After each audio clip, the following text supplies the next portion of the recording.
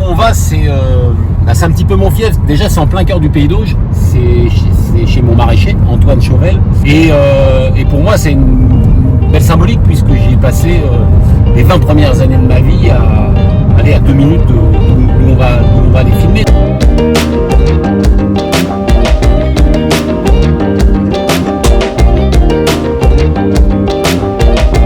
Pour moi, c'est lourd de sens et puis c'est important puisque c'est le Pays d'Auge. Enfin, je le dis toujours, mais on a quand même un coin qui est exceptionnel en termes de produits, d'inspiration. Et j'aime beaucoup aller me ressourcer là-bas. Donc je suis content et très fier de vous y emmener.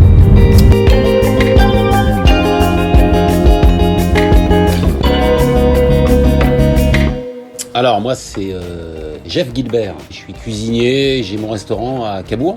C'est un petit restaurant de quartier comme j'aime le dire, qui s'appelle Jeff Cuisine Sincère. Alors c'est pas super original, je sais pas trop quoi, je me suis dit Jeff c'est pas mal. Jeff Cuisine Sincère à Cabourg et on est ouvert depuis maintenant un petit peu plus de 2 ans. Je suis moi très content d'être là parce que là je pense que vous le voyez, mais on n'est pas du tout dans mon restaurant. On est chez Antoine.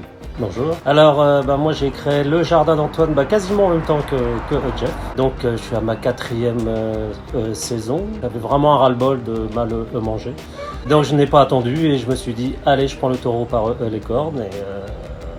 Donc j'ai créé mon activité de maraîcher, jardinier maraîcher. Donc aucun produit, que du fumier, que des filets anti-insectes et que de la recherche du goût. Le goût. Donc variété ancienne, pas parce que c'est la mode, parce que le goût est là.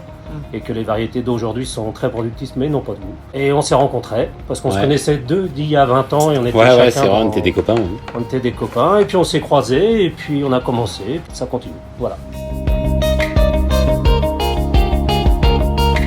Ça peut être une longue histoire, mais que je vais raccourcir. Déjà, j'ai toujours été très gourmand, donc je suis quelqu'un de très gourmand. J'adore manger, puis j'ai été très vite, assez rapidement passionné par la cuisine, mais c'est pas du tout ce à quoi je me destinais. Hein. Au départ, moi, ma vraie passion, c'est le théâtre. J'ai fait des études de théâtre et j'ai commencé à faire du théâtre. Et puis, en grandissant, je me suis vite aperçu que j'allais avoir du mal à gagner ma vie avec le théâtre. Pourquoi pas faire de la cuisine? Alors, en cuisine, c'est toujours ce que je dis. Moi, je viens de nulle part. Hein. Je viens de très très loin. J'ai pas du tout de cursus classique. J'ai pas fait d'école hôtelière. J'ai pas fait de maison, j'ai pas fréquenté des grands chefs.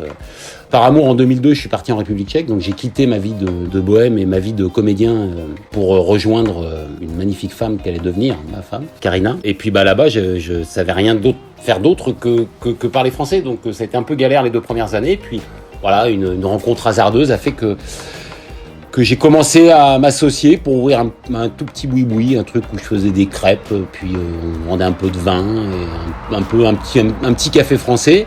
Ça a plutôt bien fonctionné. Puis après, comme ça a bien fonctionné, on a ouvert avec Karina un autre petit boui-boui, un nouveau.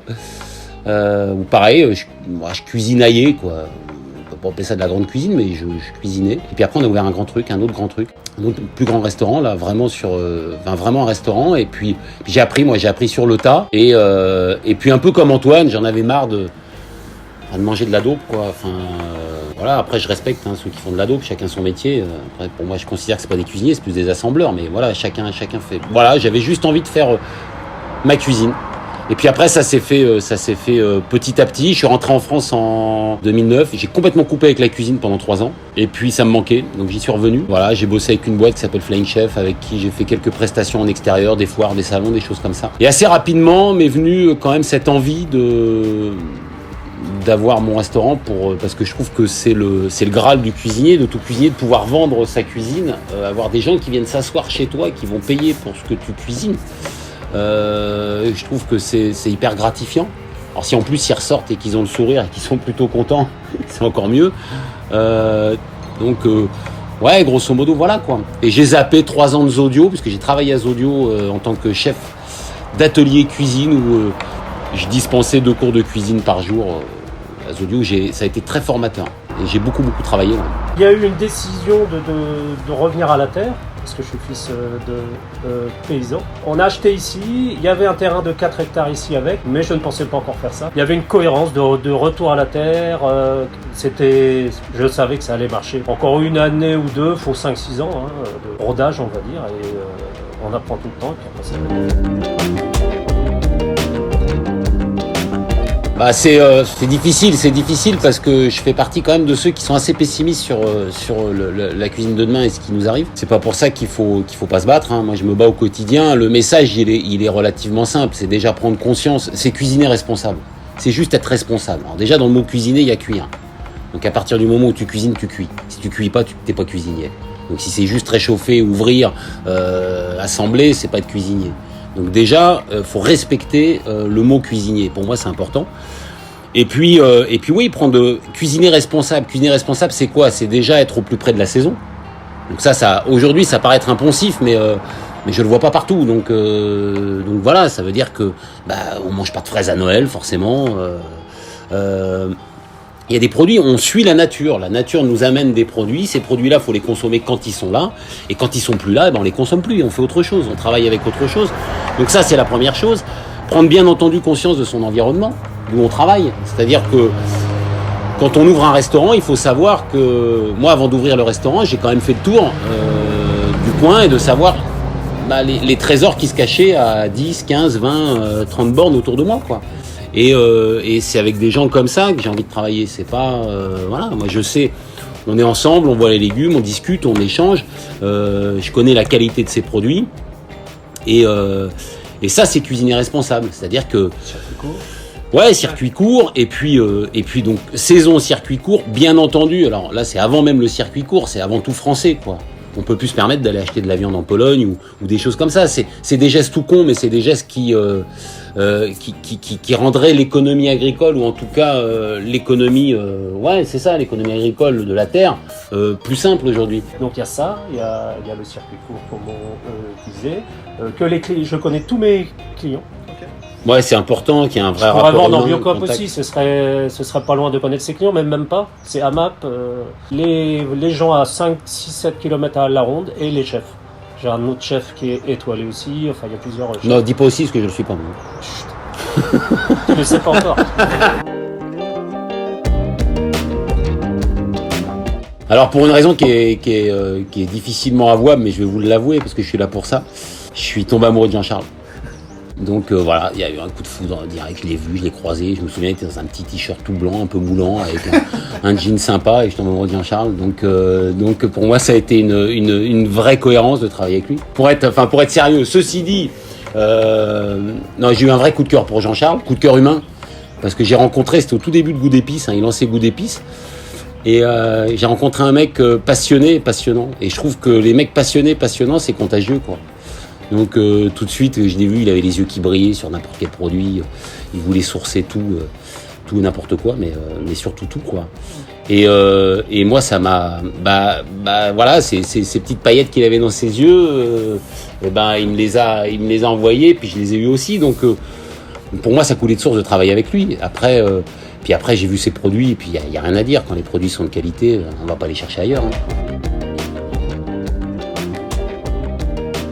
J'ai une cuisine très légumière. Après en épices, c'est difficile parce que Goût d'épices est constamment dans l'innovation. Donc il y a des produits. J'ai envie de dire que c'est une épicerie vivante, Goût d'épices. Comme la cuisine doit être vivante, et Goût d'épices va exactement dans le même sens. C'est-à-dire qu'ils vont te sortir un passionnément poivre, et puis le passionnément, il va faire 1 an, 2 ans, 3 ans, puis il va au bout d'un moment non pas disparaître, mais il va laisser place à un autre nouveau produit parce que je sais pas, tiré à d'autres influences ou d'autres envies, et c'est ça qui est génial, qu'il y a rien de figé dans le marbre, et que Goût d'épices est très à l'écoute des cuisiniers, donc ça permet d'avoir des très beaux produits. Après, si j'en avais, je sais pas, en ce moment moi c'est par période, hein, donc le passionnément j'aime beaucoup le télichéri fumé.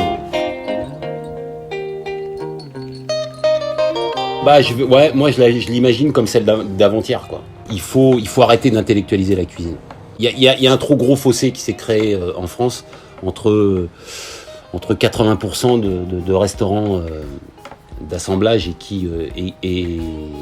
qui fonctionnent à l'opposé de ce qu'on vient de dire jusqu'à présent. Et puis cette élite gastronomique, je trouve qu'il n'y a pas d'entre-deux. Et l'entre-deux, c'est la cuisine d'avant-hier, quoi. C'est-à-dire que il faut qu'on remette un vrai lien social, un lien de partage au restaurant. Il faut vraiment revenir à j'ai mon assiette, je claque la fourchette, je suis content d'être avec les gens avec qui je suis, ni plus ni moins. Il y a pas 36 000 cuisines, il y a la bonne et la pas bonne. C'est comme l'agriculture. à ce moment-là. Là, je fais comme un pas en arrière. Bien sûr. Que non. Non, c'était un lieu les restaurants avant étaient un vrai lieu de rencontre, de partage. Et je trouve que ça s'est un petit peu perdu. C'est-à-dire que dans cette société où on surconsomme et on vient consommer, eh ben, il faut sortir un peu de l'esprit qu'on vient pas que consommer dans un restaurant, mais on vient passer un moment. C'est toujours ce que je dis, moi, aux clients qui viennent. Moi, je dis, voilà, ce qui est important pour moi, c'est que vous ayez passé un bon moment. Ça s'arrête là. J'ai pas d'autre ambition que ça. Et j'ai aucune autre ambition que ça, que les gens qui s'assoient chez nous, bah, ils passent un bon moment, quoi. Et il y a aussi, de toute façon, on va manger moins de viande, on va aller vers moins, donc on va augmenter la qualité de la viande ou le poisson. Ça, c'est sûr. On va retourner aussi à des super produits. On va en manger moins. Je pense que les légumes, il y aura aussi toutes les plantes qu'on mange pas encore. Ça vient déjà chez les fleurs avec les capucines, tout ça et tout. Et on va découvrir plein d'autres goûts qu'on n'a jamais eu ou qu'on a eu au Moyen-Âge peut-être, mais qu'on n'a pas eu depuis. Il y a peut-être une porte qui va s'ouvrir, c'est même sûr. Ouais, si je peux juste apporter une précision, c'est avant d'apporter plein d'autres goûts, il faudrait quand même déjà redonner le goût des choses aux gens. C'est-à-dire qu'aujourd'hui, quand tu fais manger de la blette au restaurant, quand tu fais manger de la betterave, quand tu fais manger du persil racine, du cerfeuil tubéreux, je peux te dire quand l'assiette arrive, le mec il a pas le sourire jusqu'aux oreilles, il se dit oh putain de la blette, va des rétros. Et là c'est des choux de Bruxelles. Ouais, ou des choux de Bruxelles. Enfin, la crème crue c'est fermière, c'est fabuleux, le lait cru c'est fabuleux, le lait ribot c'est extraordinaire, le beurre fermier c'est extraordinaire, mais ça c'est des goûts qui malheureusement se sont perdus. Donc nous on a cette mission, Antoine avec effectivement ses légumes, moi avec le restaurant, si nous on le fait pas, personne le fera. Toujours ce que je dis, nous notre mission, moi quand je me lève le matin, pas trop tard d'ailleurs, faut pas parce que sinon après je suis dans le jus. Mais quand je me lève le matin, bah je me dis voilà, moi je veux être fier de ce que je fais et je veux transmettre ce message-là. Après il passe pas. Mais moi je veux redonner le goût des légumes, des vieilles variétés, le goût de la crème, le goût du beurre. Pour moi c'est indispensable, c'est essentiel. Et après effectivement on pourra aller sur qu'est-ce que t'as dit toi, capucine, machin, truc. Non mais il y a énormément de choses qu'on ne connaît même pas quoi, encore. Donc c'est bien. Ouf. Enfin.